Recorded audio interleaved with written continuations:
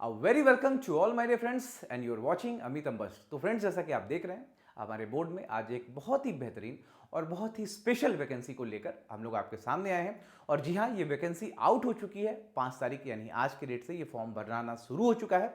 तो मैं बता दूं कि ये वैकेंसी कुछ और नहीं बल्कि सुप्रीम कोर्ट ऑफ इंडिया के जूनियर कोर्ट असिस्टेंट की ये वैकेंसी है। ठीक है, आप लोगों ने हाई कोर्ट्स के बहुत सारे फॉर्म भरा होगा जिसमें आप देखते होंगे assistant for the post of assistant. तो उसी तरीके से ये जो बिल्कुल स्टार्टिंग नॉमेनक्लेचर है वहां पर उसको कहते हैं जूनियर कोर्ट असिस्टेंट। ठीक है, सुप्रीम कोर्ट ऑफ इंडिया में ये सिर्फ और सिर्फ दिल्ली में है। आपकी जॉब होगी तो सिर्फ दिल्ली में है। तो आज के वीडियो में आज हम लोग इसको चेक करेंगे कि इसमें एलिजिबिलिटी क्राइटेरिया क्या है, आप फॉर्म कैसे भर सकते हैं, इसका सिलेबस क्या है, एग्जाम पैटर्न क्या है, इसमें सैलरी कितनी मिलती है, जॉब का प्रोफाइल क्या है, कितना फीस होने वाला है, सेंटर्स कहां पर होंगे। तो ये सारी चीजों को आज हम लोग देखेंगे। ठीक है फ्रेंड्स, मैं आपको बता दूं कि ये एक बहुत ही गोल्डन अपॉर्चुनिटी है उन लोगों के लिए जो अभी तैयारी कर रहे हैं और जॉब कहीं पर फिलहाल नहीं हुई है। ठीक है, वजह यह है कि ये फॉर्म हर साल रेगुलर बेसिस पर नहीं आता। ठीक है, 4 साल, 5 साल, 6 साल, 7 साल ऐसे डिफरेंसेस में ये आता है, इतना टाइम पीरियड के बीच में आता है। ठीक है, तो ये एक समय मान के चलें कि it's a very good time, आप लोग के लिए एक अच्छा समय, it's a very golden opportunity for all of you कि आप इस फॉर्म को देखें, भरें और एक लाजवाब, इनफैक्ट ये बहुत ही बेहतरीन जॉब है, मैं आपको बता दूं। ठीक है, आप बहुत ही रेप्यूटेड तरीके से अपने लाइफ को चला सकेंगे। तो चलिए आज इस वीडियो को हम लोग स्टार्ट करते हैं। और इस वीडियो को स्टार्ट करने से पहले आप लोग बिल्कुल इसको लाइक, सब्सक्राइब और सब कुछ कर लें ताकि आपको ये नोटिफिकेशन और भी जो वीडियोस मैं डालूंगा आपको पता चल सके। ठीक है, और मैं आपको ये बता दूं कि सुप्रीम कोर्ट ऑफ इंडिया 2013 का रिटर्न मैंने भी निकाला था और कुछ वजह से आगे के एग्जाम को मैंने कंटिन्यू नहीं कर पाया, जो टाइपिंग था, तो जिस वजह से मेरे यहाँ पर सिलेक्शन या जो भी होना था नहीं हो पाया।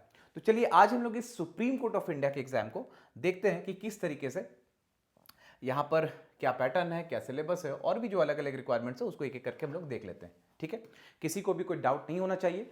और ये नोटिफिकेशन मैं शेयर भी कर दूंगा अपने यूट्यूब चैनल पे, टेलीग्राम पे और एवरीवेयर, ताकि आप इसको देख सकें। अगर थोड़ा सा ब्लर हो रहा है तो उसको आप मैनेज कर लें। जो इंपॉर्टेंट पॉइंट्स होंगी मैं आपको यहाँ पर ऑलरेडी लिख कर बता दूंगा। ठीक है, तो चलिए किसी भी फॉर्म को आप जब भरते हैं तो जो सबसे पहला प्रीलिम्स जिसको आप कहते हैं प्रिलिमिनरी रिक्वायरमेंट, प्रिलिमिनरी जो जानकारी होती है क्या होनी चाहिए, तो वो ये है कि फॉर्म आप कब स्टार्ट हो रहा है और कब तक भर सकते हैं। ठीक है, तो ये फॉर्म 5 फरवरी, ठीक है, 5 फरवरी से स्टार्ट हो चुका है। ठीक है, 5 फरवरी से स्टार्ट हो चुका है और ये 8 मार्च तक भरा जाना है। ठीक है, 8 मार्च तक भरा जाना है। अब देखिए क्या आपको करना है कि फॉर्म को जरूर भरें और जल्दी भर लें, क्योंकि ये सुप्रीम कोर्ट ऑफ इंडिया का फॉर्म है और कई लोग इसको इस बार भरने वाले हैं। अनएम्प्लॉयमेंट आप देख ही रहे हैं कि किस तरीके से बढ़ता जा रहा है हमारे देश में।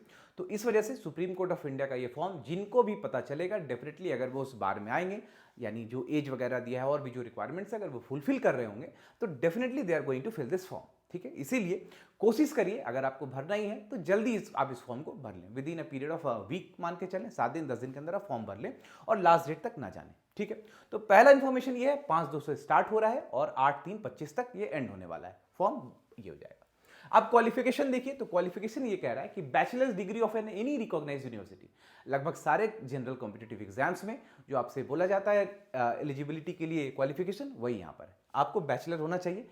इंजीनियरिंग, नॉन इंजीनियरिंग, अकाउंट्स पढ़ा है आपने, सिविल पढ़ा है, जो भी पढ़ा है आप बिल्कुल इस फॉर्म को भर सकते हैं। बैचलर डिग्री आपके पास होना चाहिए।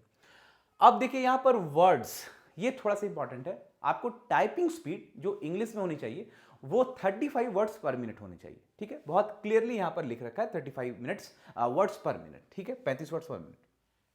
नॉलेज ऑफ कंप्यूटर ऑपरेशन, तो नॉलेज ऑफ कंप्यूटर ऑपरेशन आपको ये बताता है कि you should be very well excelled in Microsoft Office, Excel और भी जो टूल्स हैं जो हमारे कोर्स में इस्तेमाल की जाती हैं उसमें आपको वेल इक्विप्ड होना होगा, वेल एक्वेंटेड होना होगा। That's it, nothing more than that.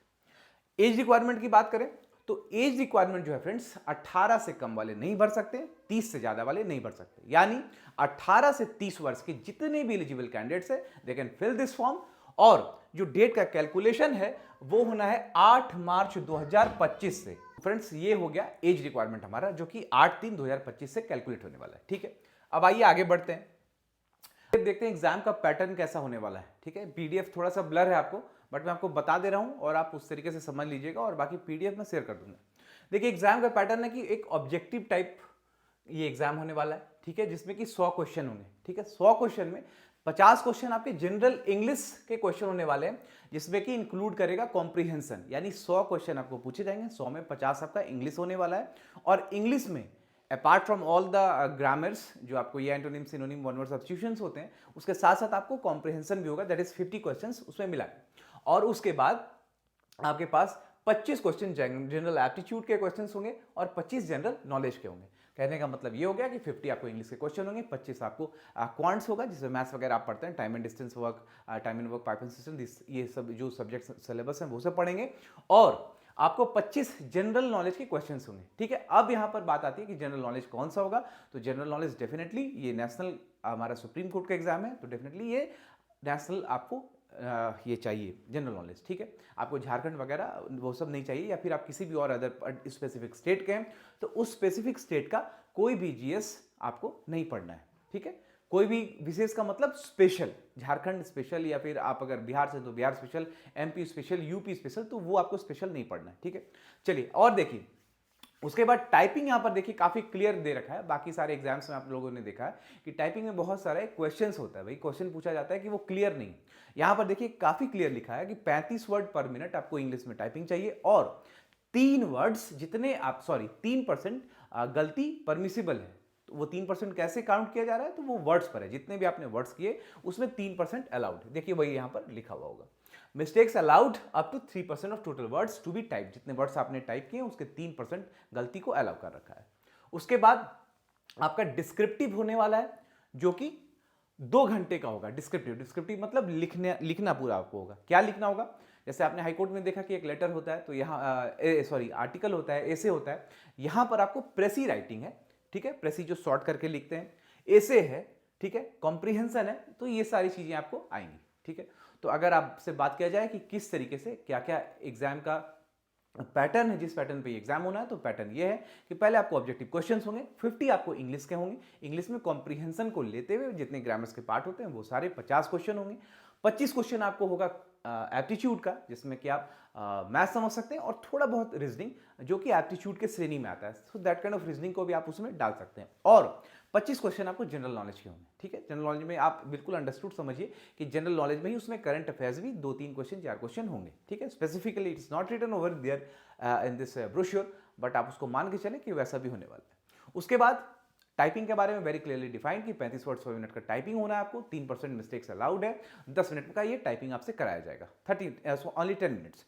उसके बाद 2 घंटे का आपको डिस्क्रिप्टिव होना है। डिस्क्रिप्टिव में आपको प्रेसी राइटिंग लिखना है, ठीक है, जो संक्षेपण जिसको करके लिखते हैं वो लिखना है आपको, फिर ऐसे लिखना है, ठीक है, और कॉम्प्रिहेंशन पैसेज, अगेन आपको एक कॉम्प्रिहेंशन दिया जाएगा और उसको देखकर आपको आंसर करना है। ठीक है, तो ये हो गया।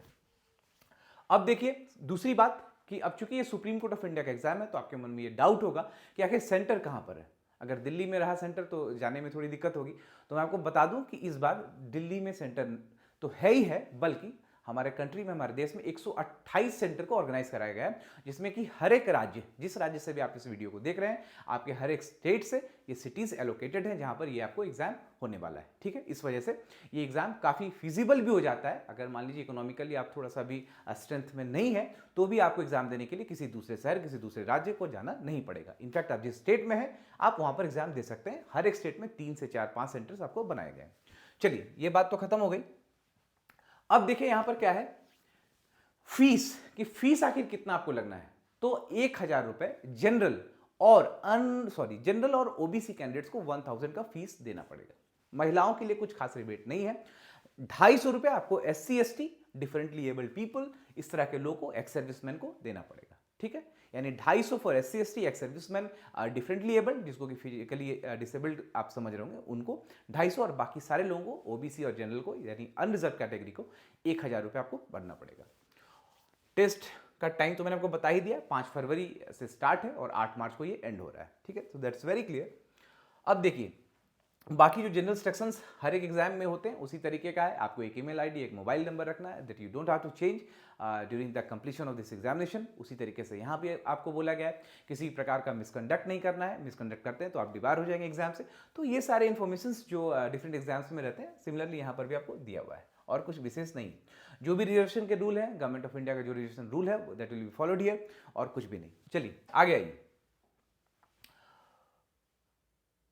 ठीक है, आपको एक नंबर रखना है जिस पे मैसेजेस वगैरह जाएगा, ये सब, और कोई दिक्कत नहीं है। अब देखिए ये सब आपको सिटीज़ दिख रहे होंगे कि कहाँ कहाँ सेंटर्स है। 128 सेंटर्स टोटल बनाए गए हैं, तो जहाँ पर भी आप हैं तो आप उसको देख सकते हैं। दूसरी बात, अब सैलरी वाली बात इसको देख लें। देखिए सैलरी वाली बात जो कि मोस्ट इंपॉर्टेंट और क्यूरियसिटी होता है स्टूडेंट्स में, तो वो देख लें। देखिए सैलरी का जो यहाँ पर प्रोविज़न है, ये फ्रेंड्स 4200 ग्रेड पे 4200 जीपी, ठीक है, 4200 जीपी का ये नौकरी है।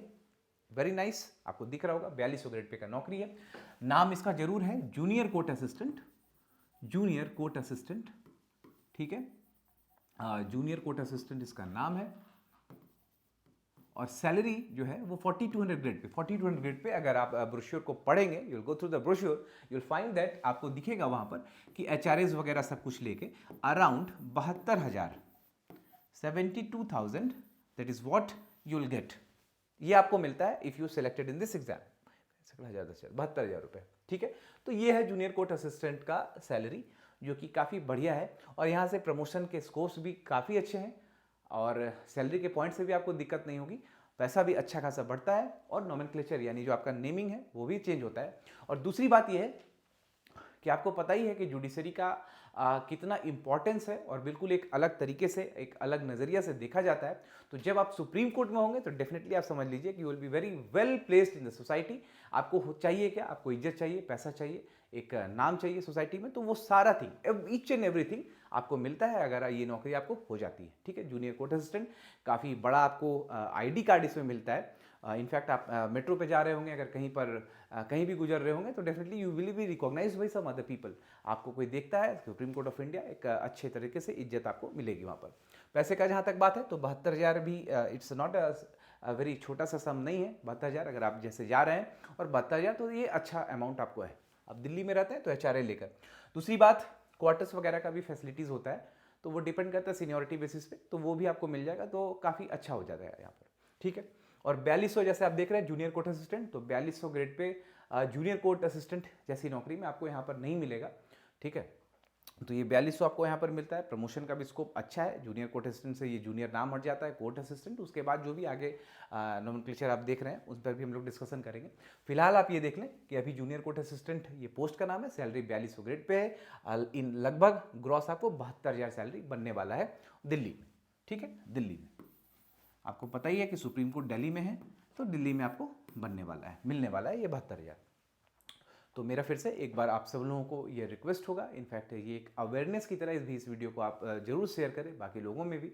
अगर नहीं जानकारी है तो बिल्कुल इस फॉर्म के बारे में, इस नोटिफिकेशन के बारे में, इस रिक्रूटमेंट के बारे में आप लोग बिल्कुल जरूर जानें और शेयर करें अपने तमाम दोस्तों में, ठीक है। क्योंकि अभी का माहौल आप देख रहे हैं कि किस तरीके से अनएम्प्लॉयमेंट हर दिन बढ़ता जा रहा है, नौकरियां हो नहीं रही है, फॉर्म भरे जा रहे हैं, एग्जाम्स हो रहे हैं, किसी भी कारण से वो पूरा नहीं हो पा रहा है। पूरा अगर हो भी रहा है तो लोगों को बहुत मैल कंटेंट है, बहुत ही सेटिस्फैक्शन की कमी है कि मेरा नहीं हो पाया, एग्जाम्स भी अच्छा था।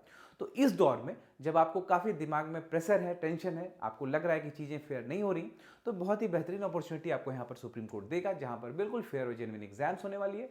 और सीट्स बहुत ही बेहतरीन 261 सीट्स है। जिनकी भी तैयारी अच्छी है वो लोग डेफिनेटली इस एग्जाम्स को एक्सेल कर सकते हैं। कहीं पर कोई डाउट मत रखिएगा कि नेशनल लेवल पे है 261 सीट्स है, कम है, बिल्कुल नहीं। 261 सीट्स बहुत सीट्स है और आप उसमें एंट्री कर सकते हैं। उम्र 30 से कम होनी चाहिए, 18 के बाद 30 से कम, ठीक है। ये बात समझेंगे, ये बात आप लोग बिल्कुल समझ लें कि मोर देन 18 और लेस देन 31, ये यहाँ पर एज रिक्वायरमेंट मांगा है। More than 18 and less than 30, ठीक है। तो मेरा ऐसा आप लोगों से अपेक्षा होगा कि आप जरूर इस फॉर्म को भरें, इसको बिल्कुल ही छोड़ें नहीं, और इस फॉर्म को भरें। और हम लोग इस एग्ज़ाम्स के लिए भी जो भी ज़रूरी एड होंगी वो कोशिश करेंगे कि यहाँ पर कराते चलें। जिस तरीके से हमारा हाई कोर्ट का बहुत सारे वीडियोस वगैरह और टीचमेंट ऐप वगैरह पे हम लोग मैथ्स के कोर्सेज और भी कुछ करते जा रहे हैं, तो इसके लिए भी हम लोग उसी तरीके से, उसी एफर्ट से आएंगे। और एक और एम मेरा फ्रेंड्स यही है कि आप लोगों को अवेयर कर देना, क्योंकि इस तरीके के भी एग्जाम होते हैं। कई बार लोगों को होता क्या है कि they don't know about the recruitment, आपको पता नहीं होता कि किस चीज़ का रिक्रूटमेंट में है, क्या है, नहीं, आप एलिजिबल हैं कि नहीं। और इसी डायलेमा में, इसी डाउट में, डाउट ऑफ एलिमेंट आपके मन में जो रहता है, आप फॉर्म नहीं भर पाते। ठीक है, एग्जाम की तिथि पार हो जाती है। तो इस वजह से मैं आपको बता दिया कि इस फॉर्म को भरने के लिए कुछ भी special requirement, you don't need any special requirement, any special courses, any special degree, आपको कुछ भी नहीं चाहिए। आप नॉर्मल एक ग्रेजुएट हैं, ठीक है, आपसे इनफैक्ट परसेंटेज भी यहाँ नहीं बोला है कि कितना परसेंट होना चाहिए, तो आप समझ लें कि आप पास इन ग्रेजुएशन, ठीक है, कोई भी डिग्री आपने किया है तो आप एलिजिबल हैं। तो आप जरूर इस फॉर्म को भरें। आप जिस विषय से भी आपने ग्रेजुएशन किया है, डजेंट मैटर, आप इस फॉर्म को भरें, तैयारी अच्छे से करें।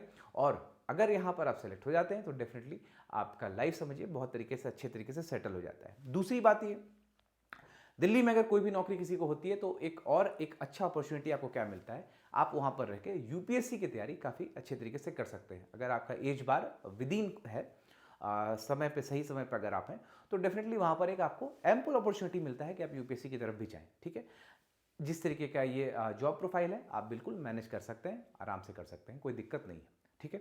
तो आज का वीडियो फ्रेंड्स हमारा सुप्रीम कोर्ट ऑफ इंडिया का जो नोटिफिकेशन आया था for 261 seats for the post of junior court assistant पर ये वीडियो था। वीडियो आपको अच्छा लगा होगा तो जरूर इसको शेयर करिएगा और बाकी लोगों को भी एनलाइटन करिएगा कि ऐसा ऐसा फॉर्म है और आप इसको भर सकते हैं, ठीक है। हमारा हाईकोर्ट का तो ऑलरेडी बहुत सारे वीडियोस क्लासेस आप लोगों ने यूट्यूब पे देखा होगा, इसको भी हम लोग सिमिलरली उसी फुटेज पे आगे बढ़ाएंगे और करते रहेंगे। आप लोग जरूर इसको लाइक, सब्सक्राइब और जरूर इसको चैनल को फॉलो करिएगा। Thank you so much for watching this video and last but not least, आप इस फॉर्म को जरूर से जरूर भरें और एक सही तैयारी से आप सही तैयारी से आप एग्जाम को दें और डेफिनेटली आप उसमें एक्सेल करेंगे। Thank you so much.